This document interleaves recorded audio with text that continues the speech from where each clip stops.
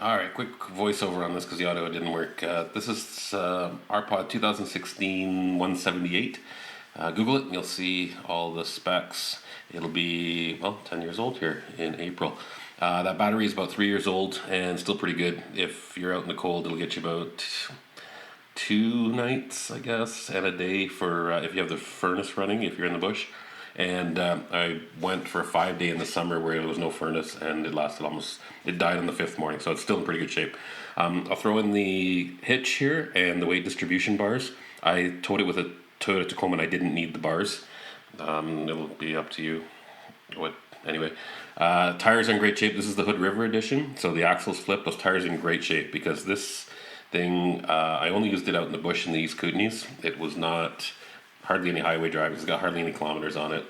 The farthest it went to was Revelstoke twice, Banff once, and that's it. The rest was in the East Kootenays and all in the bush here. So those tires are in great shape. That's a walk-through. Like I said, you can look at the specs, but that's a pass-through compartment there, and then the hot water works. The anode rod probably has another season on it, but you could just change it if you want. $20 at Canadian Tire. Like I said, everything, all the major things work on here. The propane system, the heater, the fridge, the all the water works. So everything works. The AC works. It was actually reinstalled by Runner's RV in Cranbrook this year because I broke the bolts on the mount, but that's all nice and sealed up and reinstalled. I did a little bit of cosmetic stuff in here. I painted it this green. Paint it whatever you want. I don't really like the green, but that's what I did. Anyway, one afternoon, $20 in paint, and it's all fixed up. And the backsplash and everything.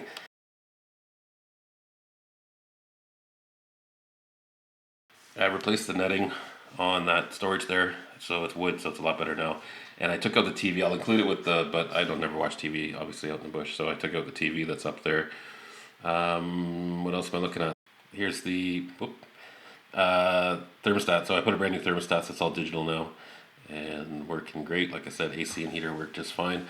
Closet bathroom. This is kind of the reason I'm getting rid of this, because I'm going to be living in a bigger trailer for a longer period next year.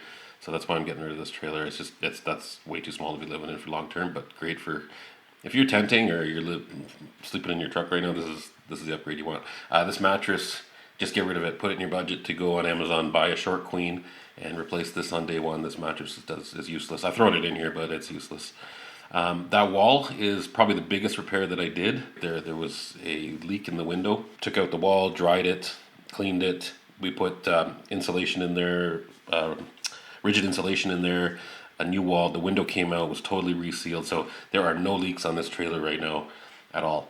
And that wall is pretty much brand new. Well, it is brand new. Onwards here. Cupboards are all good. Here's the sticky drawer that probably needs a new bottom.